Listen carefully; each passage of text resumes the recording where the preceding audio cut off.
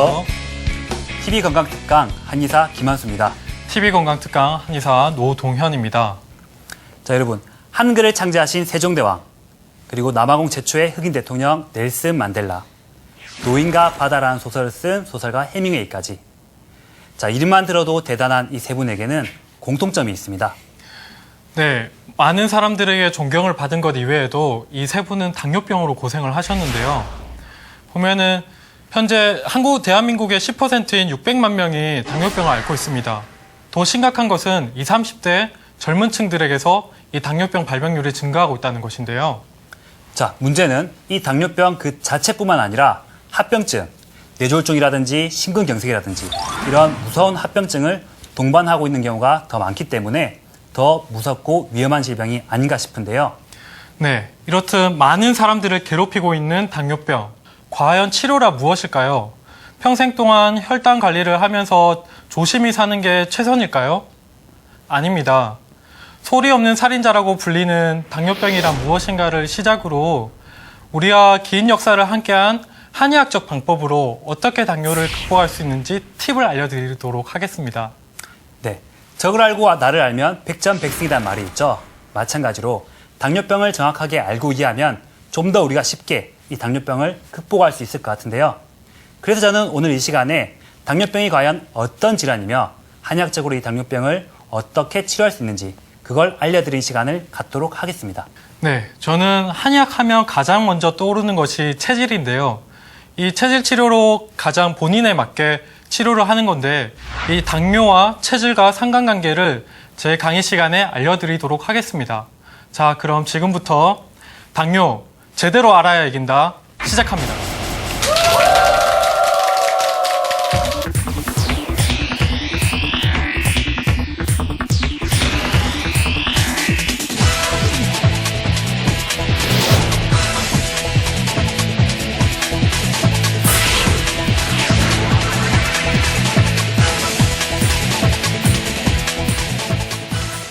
네, 앞서 말씀드린 것처럼 오늘 강의 주제는 당뇨병입니다. 여러분, 당뇨병 하면은 어떤 게 많이 떠오르시죠? 예, 인슐린 분비, 이런 얘기도 하고요. 혈당 조절, 그죠? 그리고 평생 동안 약을 먹어야 된다. 이런 것도 많이 얘기하시고. 그리고 가장 많이 말씀하신 것들 중에 하나가 완치가 힘든 병이다. 이렇게 말씀을 많이 하시는데요. 예, 맞습니다. 참 이게 피곤하고 골치 아픈 병이 아닐 수가 없죠. 자, 근데 이 피곤하고 골치 아픈 병을 한방에서 치료가 가능하다라고 하시면 예, 좀 의아해 하시는데요. 물론 실제로 가능합니다. 네. 그리고 본인 노력 여하에 따라서 완치도 가능하다고 보시면 되겠습니다. 예.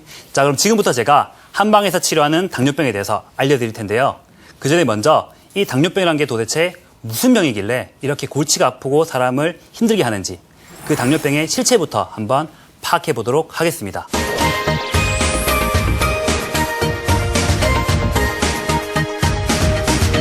자, 지금부터 제가 당뇨를 설명을 드릴 건데요.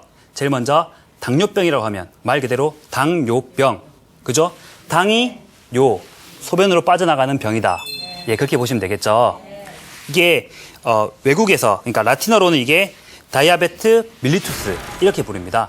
이 말은 무슨 말이냐? 라틴어로 다이아벳이라는 거는 물이 빠져나간다 이런 의미가 있고요. 멜리투스라는 거는 달다 이런 뜻을 갖고 있어요. 마찬가지로 서양에서도 소변으로 뭔가 단 게 빠져나가는 병이다. 이렇게 당뇨병을 정의하고 있습니다. 마찬가지로 보시면은 동양에서든 서양에서든 당뇨병이라는 것은 소변으로 단맛이 나는 당이 빠져나가는 병이다. 이렇게 정의하고 있다고 보시면 되겠습니다. 자, 당이라는 게 얼마나 필수적이고 소중한 영양소인지 이제 아시겠죠? 네. 그래서 이 당이 우리 몸에 이제 어떻게 공급되느냐 이걸 보셔야 되는데요. 저기 그림같이 보시면 되겠습니다.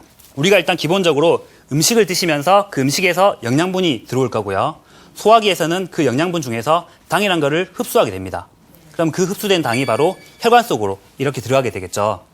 그리고 혈관 속에 있는 당들이 몸의 각 조직으로 눈이든 망막, 이쪽도 뇌도 그렇고 각 조직으로 당이 사용되게 되고요. 사용되고 나서 남은 당은 어떻게 되느냐? 인슐린을 통해서 간, 근육, 그다음에 지방세포 이쪽으로 저장을 하게 됩니다. 이게 기본적으로 당이 우리 몸에서 돌아가는 생리다. 그렇게 보시면 되겠습니다. 문제는 다시 우리 몸에서 에너지가 필요하잖아요. 그죠? 그러면은 이 간에 저장돼 있던 당이 다시 혈관으로 나와서 그 조직으로 분배된다. 이렇게 보시면 되겠고요. 자, 여기서 중요한 게 결국은 이 당뇨병에 있어서 정말 중요한 것은 저 당이 자유롭게 전환되지 못하고 이동되지 못하게 막고 있는 아까 말씀드린 최초의 몸의 문제, 몸의 근원적인 문제 때문에 당뇨병이 생긴다. 이렇게 보시면 됩니다. 자, 아시겠죠? 자, 그래서 그 근본적인 몸의 문제가 결국 당뇨병 치료의 핵심이다. 이렇게 생각하시면 되겠습니다. 그래서 지금 아까 인슐린 얘기를 했는데요. 이 인슐린에 대해서 조금 더 이야기를 해보도록 하겠습니다. 자, 인슐린은 아까 말씀드린 것처럼 혈관에서 간이나 지방 조직 혹은 근육으로 혈당이 넘어갈 수 있게 당을 이동시켜주는 작용을 하는 호르몬인데요. 당뇨병이라고 하는 것은 이 인슐린에 의해서 1형과 2형으로 분류가 된다고 보시면 되겠습니다. 자, 보시면은 1형 당뇨 같은 경우는 인슐린 분비가 저하되고 인슐린 분비 자체에 문제가 실제로 있는 그런 병이라고 보시면 되는데요. 아까 말씀드린 것처럼 인슐린 분비가 정확하게 안 되니까 혈관 속에 있는 당이 간이나 딴 데로 저장이 안 되겠죠. 그러면 혈관 속에 당이 너무 많아지니까 이게 결국 소변으로 배출이 되고 맙니다. 이게 바로 1형 당뇨의 상황이라고 보시면 되고요. 이에 반해서 2형 당뇨가 있는데요. 2형 당뇨는 1형 당뇨와는 달리 인슐린 분비에 문제는 없습니다. 자, 이거는 무슨 말이냐. 결국 인슐린이 분비는 잘 되는데 인슐린이 몸에 작용되게 하는 그 기전을 뭔가 방해하고 있는 몸에 문제가 있다. 이렇게 보시면 되세요. 그래서 결국은 그 몸에 이상이 있는 부분이 있고 그래서 인슐린이 정확하게 작용하지 못한다. 이렇게 보시면 되고 그걸로 우리가 보통 인슐린 저항성이다. 이렇게 말을 하고 있는데요. 이런 2형 당뇨병은 아까 말씀드린 것처럼 소아형 당뇨병, 1형 당뇨병과 달리 성인형 당뇨병이라고 이야기하고요. 전체 당뇨병의 비율 중에서는 한 90에서 95% 정도, 이 정도가 2형 당뇨병에 속한다. 이렇게 보시면 되겠습니다. 자, 보십시오. 그러면은 당뇨병의 대부분인 2형 당뇨병은 아까 말씀드린 것처럼 인슐린 분비에 문제는 없잖아요. 그죠?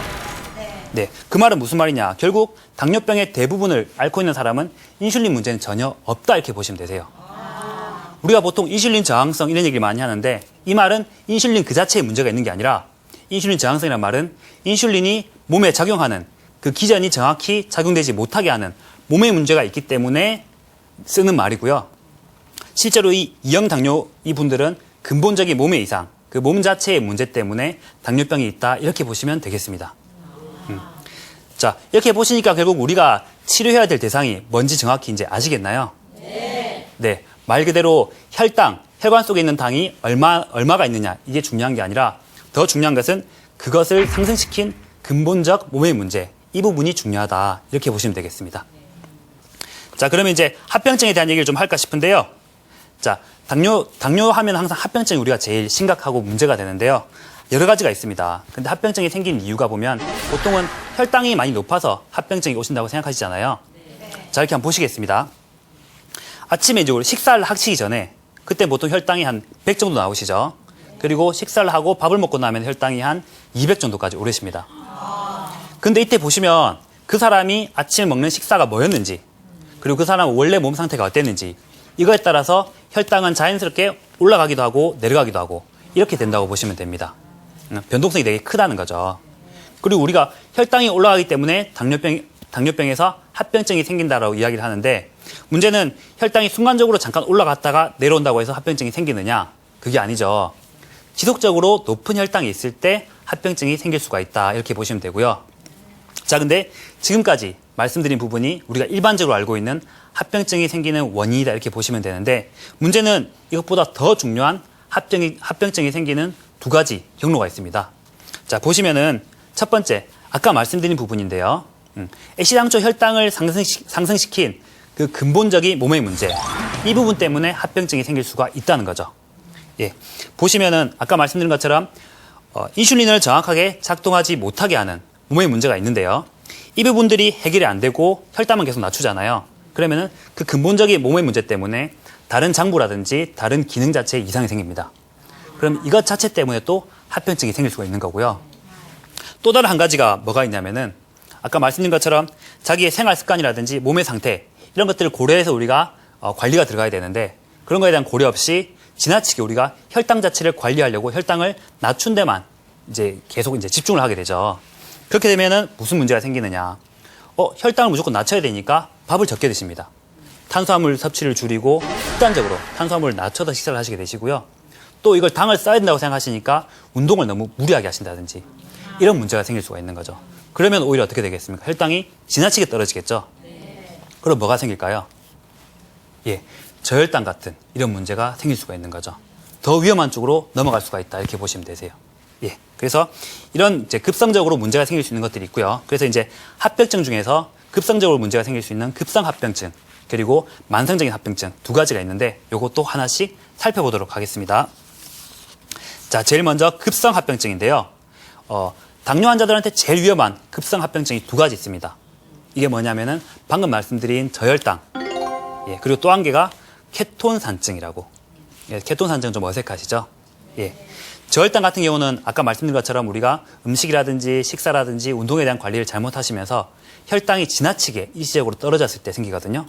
이때 생긴 증상들이 우리 어지럽다든지 갑자기 막 경련이 일어난다든지 막 호흡이 잘 안 된다든지 그리고 또 문제는 아까 뇌에 유일하게 공급되는 에너지가 당이라 그랬죠. 당이 떨어지니까 뇌에 일시적으로 당이 공급이 안 될 수가 있겠죠. 이러면 정말로 심각한 문제가 생긴다 이렇게 보시면 되겠습니다. 네. 그리고 또 한 가지 케톤산증인데요. 케톤산증이란 게 뭐냐? 우리 몸에서 에너지를 쓸 때 아까 당에서부터 에너지를 만들어서 쓴다고 했는데 문제는 아까 말한 문제 때문에 당에서 에너지를 만들어서 못 쓰니까 지방이라든지 다른 데서 에너지를 만들어서 쓰게 됩니다. 그럼 지방에서 에너지를 만들었을 때 나타나는 대사의 산물이 바로 케톤인데요. 이 케톤이 점점 증가해가지고 몸에 많이 쌓이게 되면 몸이 산성화됩니다. 그러면 구토라든지 복통이라든지 뭐 이런 또 다른 위험한 문제들이 생긴다 이렇게 보시면 되겠습니다. 이런 것들이 급성 합병증이라고 보시면 되고요. 또 만성적으로 생길 수 있는 합병증들이 있는데요. 또 보시면은 망막질환, 아까 당이 눈이나 망막에 쓰이는 것도 보셨죠, 그죠? 망막질환이라든지, 그 다음에 심혈관계 질환, 그 다음에 혈액순환의 장애 이런 것들이 생길 수가 있거든요. 근데 이것도 잘 살펴보시면은 그냥 생각했을 때는 혈관 속에 혈당이 올라가니까 이런 합병증이 생기겠지라고 생각하기 쉬우신데요. 똑같습니다. 아까 말씀드린 것처럼 혈관 속에 혈당이 있는데 이 혈당이 에너지로 못 쓰이게 하는 아까 말씀드린 몸의 문제가 작용되겠죠. 그러면 이 에너지가 이 당이 에너지로 못 쓰이니까 몸의 각 조직에서는 오히려 에너지가 부족하게 됩니다. 이게 만성적으로 쌓이다 보면은 갖은 만성 합병증이 생긴다 이렇게 보시면 되겠습니다. 네. 이런 것처럼 인위적으로 우리가 혈당 수치를 낮추고 그렇게만 잡아놓고 근본적인 몸의 문제를 해결하지 않는다. 이렇게 됐을 때 오히려 더 만성적으로 합병증이 생길 가능성이 훨씬 더 높다. 이렇게 보시면 되겠습니다.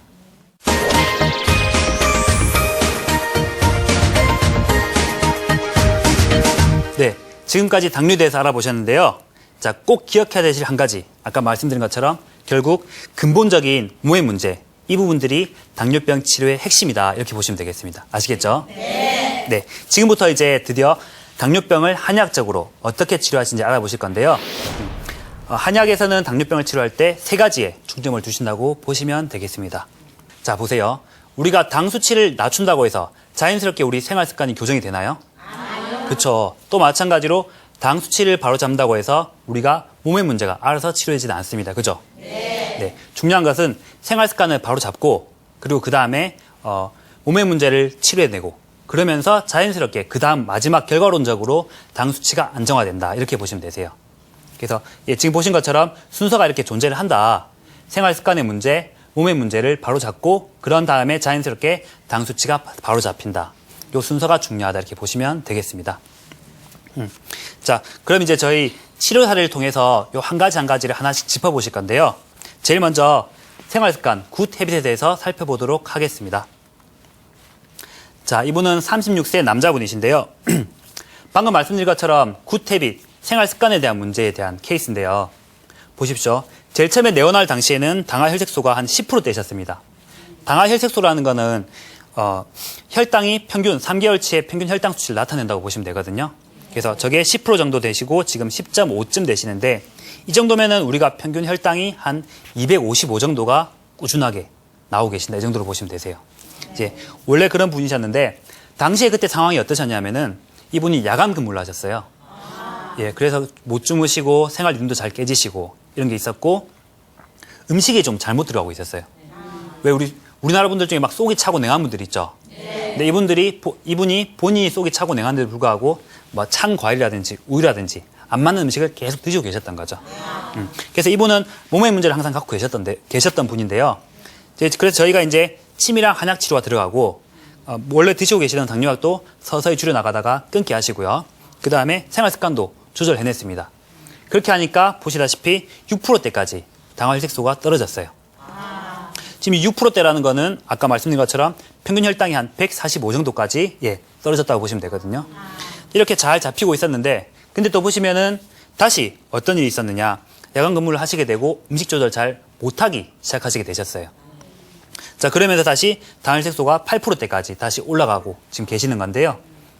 자, 여기서 보시면 알 수 있는 게 어떤 거냐면은 저희가 중간에 침이랑 한약 치료가 들어가면서 아까 말씀드린 몸의 문제에 대한 부분은 치료를 하고 있었습니다.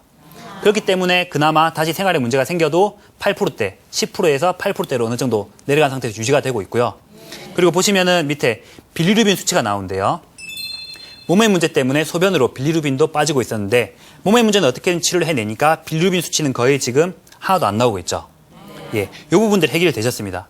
근데 아쉬운 거는 이분이 만약에 생활 습관의 관리가 조금만 더 잘 됐더라면 훨씬 더 빨리 이 혈당 수치가 안정화될 수 있었는데 좀 그런 부분이 아쉬운 케이스였고요. 그래서 이분의 사례처럼 생활 습관의 조절이 당뇨 치료에 있어서 정말 중요하다. 그렇게 보시면 되시겠습니다. 자, 이분은 75세 남자분이신데요. 자, 사진에 보시면 아시겠지만 이분 드시는 양약이 굉장히 많습니다. 저게 뭐가 있냐면은 당뇨약, 고지혈증약, 혈압약, 그다음에 폐기종, 뭐 신경정신과, 뭐 관절약. 그때 당시에 처음에 오셨을 때 당시에 드셨던 약들이 굉장히 많으신데요. 원래 대장암 진단도 받으셨고 폐기종도 있으셨고 고혈압도 있으셨고 굉장히 다양한 몸의 문제가 많이 있으신 그런 분이셨어요. 그러니까 이분 같은 경우는 몸의 문제가 굉장히 많으셔서 다양한 질환도 갖고 계시고 그 몸의 문제 때문에 당뇨병도 갖고 계신 그런 분이셨습니다. 대신 반대로 그 몸의 문제를 해결해버리니까 당뇨병도 자연스럽게 치료가 된다. 이렇게 보시면 되시겠습니다. 당뇨약이나 이런 걸 끊었음에도 불구하고 지금 당화혈색소 수치, 혈당 수치는 거의 비슷하게 유지가 되고 있고요. 소변으로 빠지는 당, 요 당은 지금 거의 줄어서 보시다시피 거의 안 나오고 있는 상황. 이렇게 보시면 됩니다. 자, 이분처럼 이렇게 몸의 문제가 많다든지 몸의 문제가 있으신 분들도 이것을 해결함으로써 자연스럽게 당뇨병도 치료가 될 수 있다. 이렇게 보시면 되겠습니다. 자, 그래서 이제 이번에 갖고 온 케이스는 16세 여자분이세요. 되게 어리시죠, 그죠? 이분은 특이한 게 아까 말씀드린 것처럼 1형 당뇨병이세요. 그래서 보시면은 그 인슐린을 계속 투여하고 계셨고요. 당화혈색소 수치도 계속 어느 정도 수치가 있으셨는데 문제는 초등학교 때 이분이 1형 당뇨를 진단을 받으셨어요. 그리고 꾸준하게 인슐린을 이제 투여하고 계시는 이런 분이셨는데 보통은 이런 경우가 되면은 인슐린 투여량을 시간이 지날수록 점점 올리게 됩니다. 혈당이 관리가 안 되니까. 근데 이분도 마찬가지로 생활 습관을 개선하고 몸의 문제를 같이 치료하면서 이제 침 치료와 한약 치료가 들어갔죠. 그러면서 몸의 문제를 해결했는데요. 그렇게 하니까 보시다시피 인슐린 투여량도 점점 줄어들었고요. 인슐린을 줄였음에도 불구하고 혈당 수치도 점점 떨어지고 있는 것을 확인할 수 있습니다. 이런 것처럼 결국 혈당에 대한 부분들도 생활 습관이라든지 몸의 문제를 해결함으로써 자연스럽게 잡아갈 수 있다. 이렇게 보시면 되겠습니다. 네, 결국은 자 이렇게 치료가 들어가는데요. 서양의학적으로 이 당뇨병을 우리가 어떻게 치료하고 있는지 그걸 한번 살펴보도록 하겠습니다.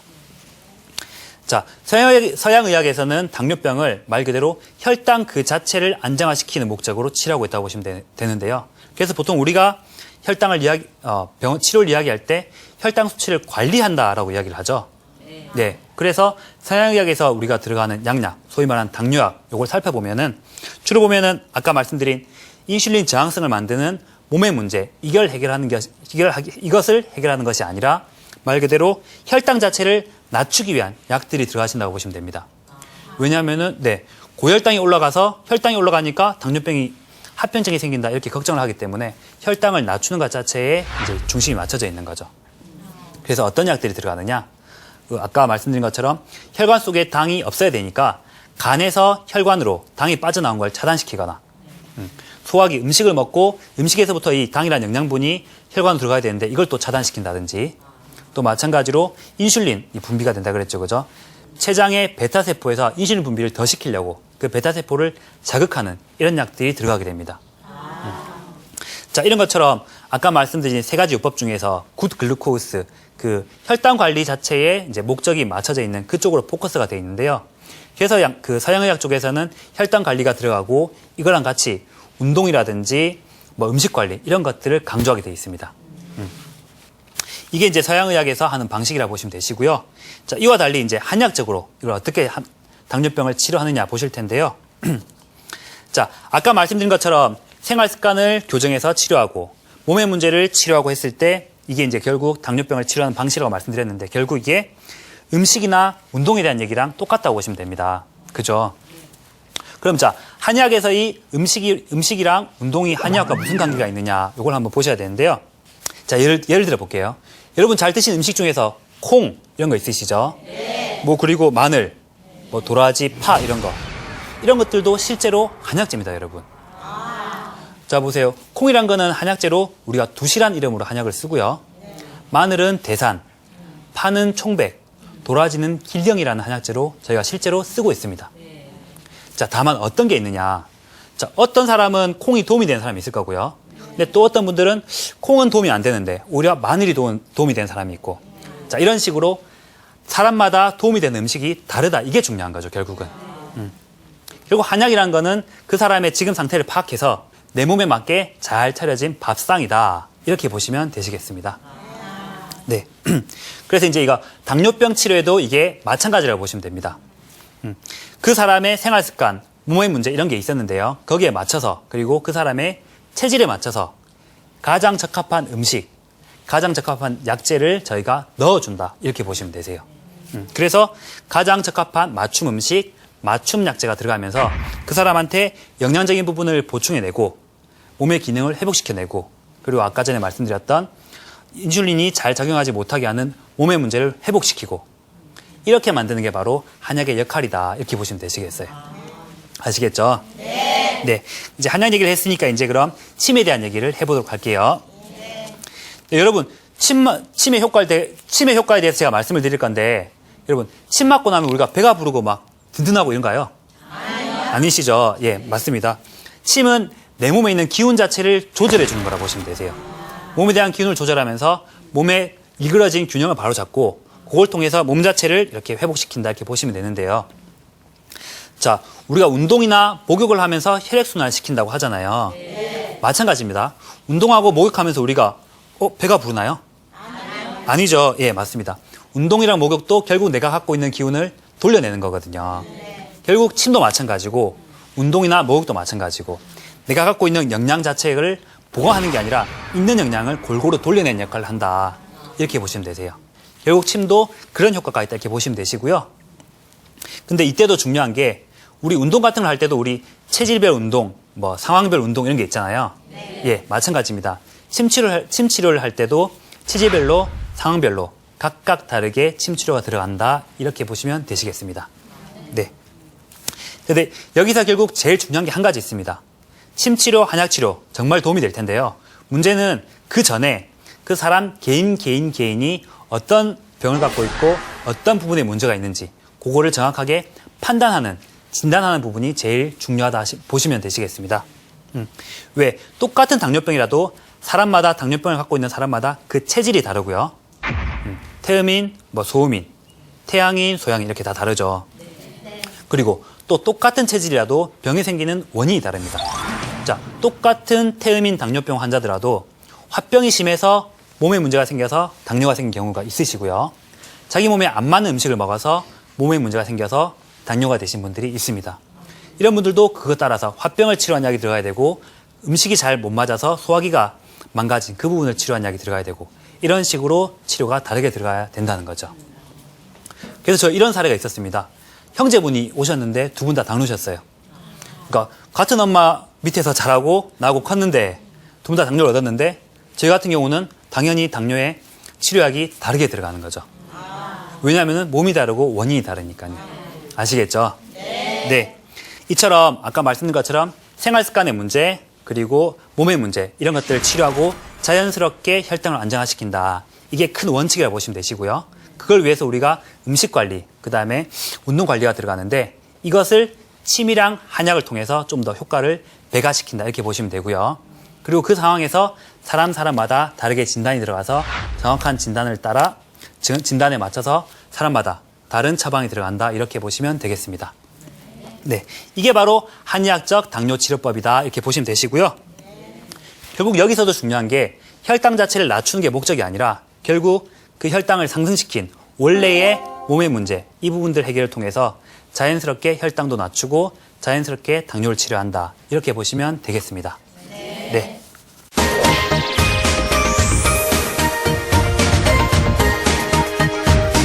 네, 자 지금까지 당뇨병의 한의학적 치료에 대해서 알아봤는데요. 아까 말씀드린 것처럼 근본적인 몸의 문제가 있고 그 다음에 생활 습관을 교정한 부분들이 있었는데요. 자, 근본적인 몸의 문제에 대한 부분들은 저희 한의사가 침이라든지 한약을 통해서 이렇게 치료가 들어간다고 보시면 되고요. 근데 생활 습관에 대한 부분들 이런 것들은 결국은 환자분들이 스스로 해주셔야 될 부분이 있는데요. 자, 우리가 단순히 당뇨병을 관리만 할 게 아니라 치료하고 완치를 하기 위해서는 이런 환자분들 개인의 노력이 굉장히 중요합니다. 그래서 지금 마지막으로 그 부분들을 한번 알아보도록 할 건데요. 자, 보시면은 먼저 식생활 습관에 대한 부분입니다. 우리가 보통 보면은 뭐가 당뇨에 좋다더라, 뭐가 당뇨에 좋다더라 이게 되게 많죠. 자, 여기서 주의하셔야 될 게 당뇨에 좋은 음식을 찾을 게 아니라 아까 말씀드린 것처럼 내 몸에 좋은 음식을 찾으셔야 됩니다. 누구에게나 좋은 당뇨 음식은 없습니다.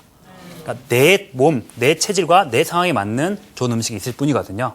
그래서 그걸 찾아서 그걸 규칙적으로 그다음에 골고루 섭취한다. 이게 중요하다고 보시면 되고요. 또 그다음 운동에 대한 부분인데요. 자, 운동 아까 말씀드린 것처럼 혈당을 낮추려고 무조건 운동을 많이 한다. 열심히 한다. 이게 중요하신 게 아니라 규칙적으로 들어가는 게 중요하시고 또 한 가지 유산소랑 근력 운동을 잘 섞어가지고 자, 결국은 운동을 하는 양이 중요한 게 아니라 어떤 운동을 하느냐가 더 중요하다. 이렇게 보시면 되겠습니다. 자, 그리고 제가 마지막으로 강조하고 싶은 부분이 있는데요. 자, 결국은 아까 말씀드린 것처럼 좋은 치료법이 있습니다. 몇 가지가 있는데 그것들을 갖고 하는 것보다 더 중요한 게 뭐냐? 병을 이기고자 하는 환자 본인의 자세입니다. 예, 그러기 위해서 제가 당뇨 환자분들을 위해서 인식을 전환시킬 필요성이 있다고 생각해서 그 부분들을 준비해 봤는데요. 자, 보시겠습니다. 우리가 당뇨는 치료가 안 되는 질환이다. 이렇게 생각하시죠? 네. 근데 그거는 조금만 바꿔서 생각해 보시면 됩니다. 우리에게 작용한 모든 병에는 그 원인이 있습니다. 당뇨병도 예외가 아니죠. 마찬가지로 그 원인을 찾아서 그것을 치료해주면 당뇨병도 치료될 수 있다. 이렇게 생각하시면 됩니다. 아시겠죠? 자, 그리고 두 번째로 우리가 막 먹고 살기 바쁘고 뭐 생활하기 바쁘고 해서 바쁜 생활 속에서 관리가 힘들다. 이렇게 생각하시는데요. 자, 이 같은 경우도 오히려 이렇게 바쁜 생활을 잘 영위하기 위해서는 더더욱 건강관리를 꼭 해야 된다. 이렇게 생각하시면 되세요. 아시겠죠? 자, 그리고 마지막으로 당뇨 환자들은 나는 당뇨라서 이거 못해. 나는 당뇨라서 이거 하면 안 돼. 이렇게 많이 생각하시잖아요. 자, 반대로 자, 오히려 당뇨병인 걸 발견하고 내 당뇨의 원인이 뭔지를 알아서 해결함으로써 남은 여생 동안 오히려 그전보다 훨씬 더 건강한 생활을 유지하고 꾸려나갈 수 있다. 이렇게 보시면 되시겠습니다. 이렇게 생각을 이제 바꿔 나가시면 되세요. 아시겠죠? 네. 자, 제가 당뇨 치료를 해오면서 제일 답답했던 것 중에 하나가 환자들이 계속 혈당 수치 여기에만 계속 집중을 한다는 겁니다. 문제는 이렇게 했을 때는 결국 치료는 못하고 몸은 조금씩 망가져서 결국 정말로 더 합병증에 쉽게 노출된다는 거죠. 그래서 정말 중요한 것은 우리가 당뇨병이라는 것을 올바로 인식하고 그 인식을 바탕으로 내 몸이 어떤지를 정확히 파악하고 그래서 내 몸의 근본 원인을 찾아서 해결한다. 이렇게 하신 것이 당뇨병을 제대로 치료하는 거다 보시면 되겠습니다. 자, 여러분, 우리 몸에는 우리 것이 없습니다. 오랜 기간 동안 역사와 전통을 가지고 우리와 함께해온 한의학을 통해서 이번 기회에 완치가 잘 안 된다는 당뇨병 한번 벗어나 보시는 것은 어떨까요?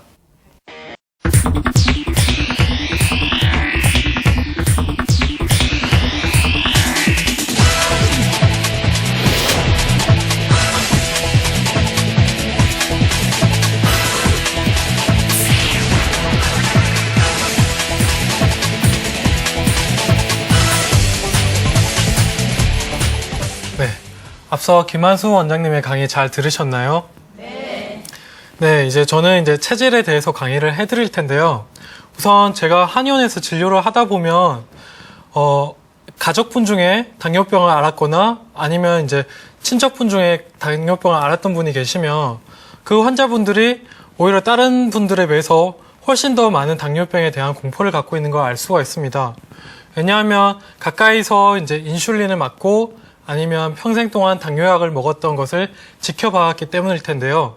이 강의를 통해서 조금은 그 두려움을 덜어낼 수 있기를 바랍니다. 그리고 앞서 그 광고 끝나고 자료화면이 나갔을 텐데요.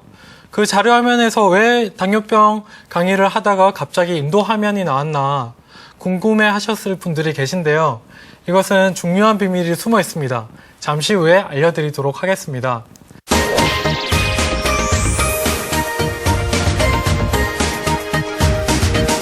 네, 시청자 여러분들도 여행을 다니시다 보면 많은 사람들과 대화를 나누게 됩니다. 근데 각 나라 아니면 각 지역을 돌아다니시게 되면 그 각 나라가 풍기는 고유의 특성이 있는데요. 이 또한 어떠한 체질의 사람들이 많으냐에 따라서 그 나라의 고유한 특성을 나타나게 됩니다. 과연 이 체질이 무엇이길래 그 고유한 특성까지 나타나게 될까요? 우선 체질을 보면 체질이란 사람마다 각자 가지고 있는 형태학적인 고유성, 불변성, 그리고 특이성을 말합니다. 그래서 보면 태양인, 태음인, 소양인, 소음인이 있습니다. 우리가 호흡을 하고 음식물을 섭취하는 장부들이 여러 가지가 있는데 그 중에 호흡을 하는 폐기관이 발달된 사람을 태양인, 그리고 음식을 섭취하고 그리고 저장하는 기능이 발달된 사람을 태음인, 그리고 어떤 위나 심장의 기능의 항진으로 어떤 일을 다이나믹하게 할 수 있는 사람이 소양인, 그리고 소화기는 좀 떨어지지만은 우리가 먹은 음식물에 나가는 찌꺼기나 아니면 노폐물을 걸러낼 수 있는 신장 기능이 뛰어난 사람들을 소음인이라고 합니다. 그리고 태음인부터 자세히 살펴볼 텐데요. 아까 각 나라마다 고유의 특성이 있다고 했잖아요. 이 태음인들이 많은 나라가 대한민국입니다. 우리나라 하면 가장 먼저 떠올리는 게 무엇일까요? 한강의 기적, 근면성, 그리고 부지런함, 그리고 독특한 음주 문화를 꼽을 수가 있는데요. 이게 모두 간이 발달된 에너지를 저장할 수 있는 간이 발달된 태음인들의 특징이 우리나라에서 나타나는 겁니다. 때문에 어떤 에너지 지구력 있게, 그러니까 일을 추진함에 있어서 끝까지 밀고 나가는 힘이 있는데요. 이 간이 발달된 대신에 태음인들이 이 폐기운이 조금 떨어집니다. 거기에 더불어서 우리나라는 사시사철이 뚜렷하기 때문에 호흡기가 떨어지면서 그리고 기온의 편차에 의해서 감기나 그런 이환율이 다른 나라에 비해서 훨씬 높습니다. 그리고 이 태음인들은 우선 순환력이 떨어지기 때문에 적당하게 땀을 흘리면서 운동을 하는 게 본인의 건강에 좋다고 할 수가 있겠습니다. 그리고 태음인에 이어서 소양인과 태양인이 많은 나라는 과연 어디일까요? 인도와 일본인데요. 보면은 우선 태양인들을 먼저 특징을 보시면 감기의 부족으로 독주나 아니면 스트레스에 취약합니다. 때문에 이 사람들은 항상 음주를 조심해야 되고 대신에 우선 그 감기운을 좀 불어넣어 줄 수 있는 모가차나 아니면 푸른색 채소들, 청포도, 머루, 다슬기, 다래 이런 식으로 그 사람들이 먹을 수 있게 좀 한의원에서 티칭을 하는 편입니다. 그리고 소양인 같은 경우에는 아까 말씀드린 신과 위장에 항진된 열로서 진액을 말리게 되는 거죠. 그렇기 때문에 사람들은 수분 섭취나 아니면 좀 몸에 진액이 손상되기 쉽습니다. 때문에 항상 한의원에서 말씀드릴 때는 수분 섭취를 잘 하시고 속열을 끌 수 있는 과일이나 그런 채소를 먹을 수 있게 하는데요. 이 태양인과 소양인 이게 어떻게 당뇨와 관련이 있느냐? 이 사람들은 간과 신장이 다른 분들에 비해서 기능이 떨어지는 분들입니다. 간은 아까 말씀드린 것처럼 에너지를 저장하는 역할, 그리고 신장은 그 노폐물을 걸러내고 나머지 여과된 에너지를 다시 재흡수하는 역할. 그러니까 어떤 저장체를 가지고 하는 건데요. 어떤 음주나 아니면 식습관에 의해서 아니면 스트레스나 어떤 혈당이 오르는 상황이 생기는데 이 혈당 요구량이 상승함에도 불구하고 이 요구량이 공급량이 못 따라가면 어떻게 됐어요? 그러니까 이렇게 요구를 하는데 이만큼밖에 공급이 안 되면 그만큼 이제 혈당이 상승하게 되는 거죠. 그렇기 때문에 이제 인도란 나라가 소양인과 태양인이 많은 나라인데요. 인도를 공부하면서 어떤 특이한 점이 있었습니다. 보면 아유르베다라는 책이 있는데요. 그 책이 생명의 서라고 불리는데 인도의 이제 동의보감과 같은 이런 책입니다. 거기 책에 소변을 봤더니 개미와 곤충들이 모여들었다는 기록이 있고요. 그리고 1500년 전에 발간된 이제 인도의 책 서스투라 사미따라는 책에서 메두휴메하라는 벌의 오줌이라고, 그러니까 소변이 달다, 오줌이 단 그게 있더라, 그런 식으로 이제 기록이 있었습니다. 그만큼 이제 인도에서 당뇨에 대한 기록이 오래되었다는 것은 그만큼 당뇨에 대한 인식이 빨랐을 뿐만 아니라 인도인들이 당뇨에 많이 노출되었음을 알 수가 있는데요. 그만큼 그럼에도 불구하고 인도인들이 당뇨병 발병률은 실제로 많이 높지가 않습니다.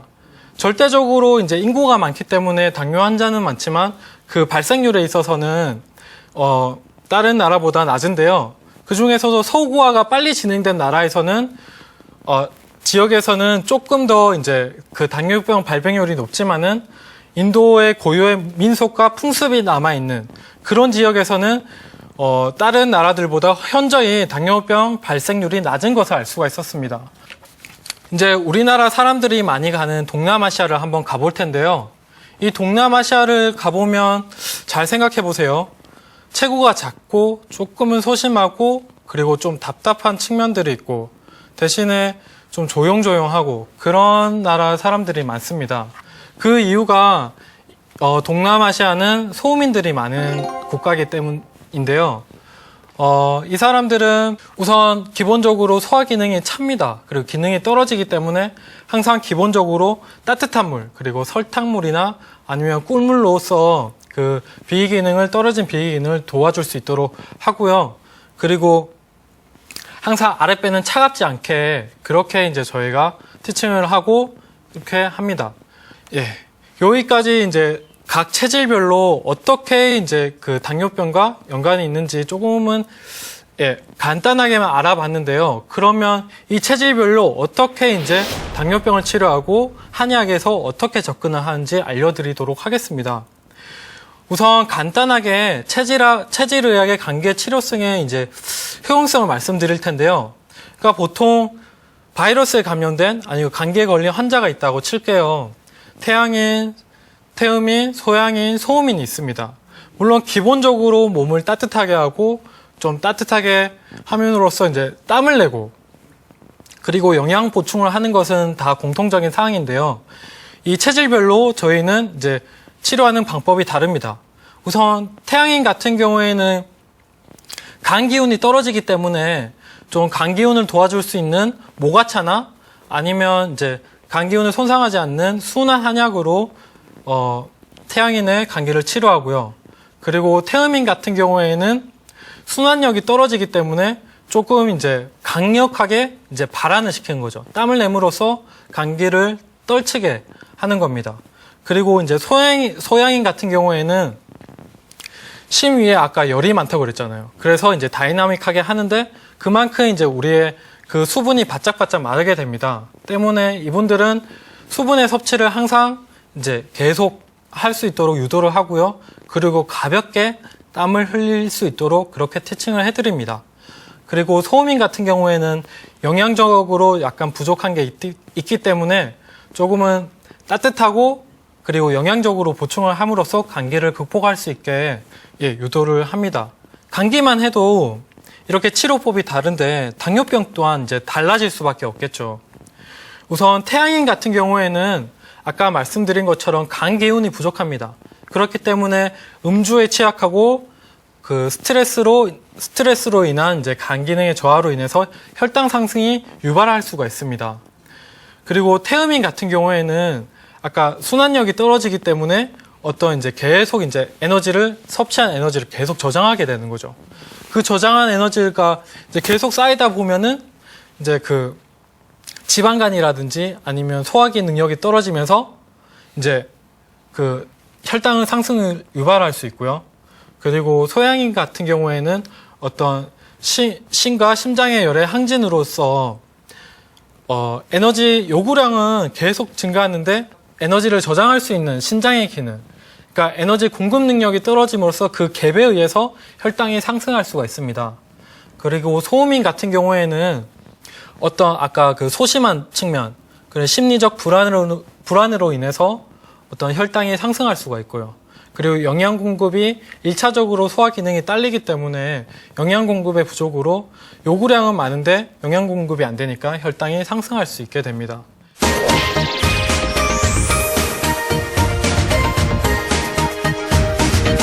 네, 이렇듯 한의학의 장점 중 하나가 본인의 체질에 맞게 치료를 하는 것인데요. 이 체질에 맞게 치료하는 것은 오장육부의 편차를 바로잡음으로써 어떻게 획일적으로 치료하는 것보다 조금 더 빠른 회복을 유도할 수가 있습니다. 이렇듯 근데 앞서 말씀드린 것처럼 제가 이제 강의를 하면서 어떤 특성이 있다 그렇게 말씀드려서 시청자분들이 이제 나는 뭐 소심하기 때문에 소음인이야, 아니면 좀 내가 결단력이 있기 때문에 소양인이야, 이렇게 스스로 판단하기가 쉬운데요. 보면은 소양인임에도 불구하고 소음인의 체형이 있고, 그리고 태음인임에도 불구하고 소음인인 경우가 많습니다. 네, 이와 같이 소양인임에도 이제 소음인 같은 사람이 있고, 태음인임에도 소음인 같은 사람이 있습니다. 이와 같이 이제 저희도 판단하기 어려운 체질 감별을 시청자분들이 본인 스스로 하시게 되면 어떤 장부의 편차를 이렇게 줄이는 게 아니라 편차를 이제 늘리게 될 수도 있게 되는 겁니다. 때문에 한의사의 정확한 진단과 진찰을 받으셔서 본인의 체질을 아시길 바랍니다. 그리고 마지막으로 올바른 체질 건강법에 대해서 알려드릴 텐데요. 우선 이제 본인의 체질을 알고 그 체질에 맞는 섭생을 하는 것도 중요하지만은 인간으로서 지켜야 할 건강법을 지키는 것도 그 무엇보다 더 중요한데요. 적당한 수면, 적당한 식사, 적당한 운동을 통해서 자기 건강을 관리하는 것도 잊지 마시길 바랍니다. 네, 지금까지 체질에 따른 한의학적 방법으로 당뇨를 치료하는 방법에 대해서 알려드렸습니다.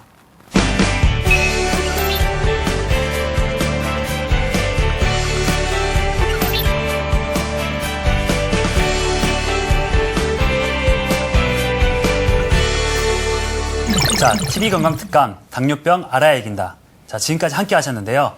자, 어떻게 당뇨병을 이해하는 데 좀 많이 도움이 되셨나요? 네. 네, 사실 우리나라는 세계 최악의 당뇨병 국가입니다. 지난 30년간 당뇨병 환자 수가 무려 6배 이상 증가했고요. 그리고 OECD 국가들 중에서 당뇨 합병증으로 사망하신 그 숫자의 비율이 1위를 차지하고 있습니다. 네, 이보다 더 심각한 문제는 젊은 층을 비롯한 소아청소년들에게 당뇨병 발생률이 증가하고 있다는 것인데요. 당뇨대란이라는 말이 괜히 하는 말이 아닌 것 같습니다. 자, 지금 당뇨병으로 고생하시는 분들이 계시다면 더 이상 걱정만 하실 게 아니라 이번 기회에 당뇨의 원리를 파악하고 본인 체질에 맞는 치료법을 찾아서 좀 더 건강한 생활을 되찾아보시는 건 어떨까요? 네, 무엇보다 당뇨에 있어서 중요한 것은 적절히 섭취하고, 그리고 섭취한 만큼 충분히 운동하시고 스트레스를 해소할 수 있는 자신만의 방법을 찾아야 한다는 것입니다. 이것은 삶의 질을 높일 뿐만 아니라 장소로 이어지는 비결입니다. 지금까지 TV 건강 특강이었습니다. 시청해주신 여러분 감사합니다.